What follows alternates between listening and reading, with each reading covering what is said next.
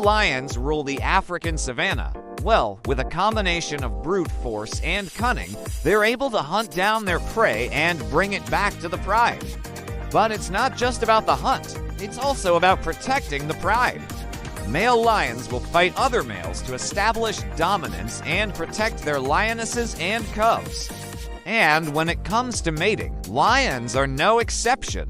The male lion will approach the female lion and begin the process by sniffing her behind. If she's in heat, she'll let him mount her. But there's a lot more to it than that. The male lion has to be careful.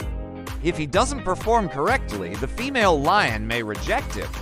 And if you think that's crazy, just wait until you see what happens when a hyena tries to steal a lion's kill. These clips show how lions deal with these pesky scavengers. From fighting off hyenas to protecting their cubs, lions are truly the kings and queens of the savanna. And if you want to learn more about lions, stay tuned for more videos.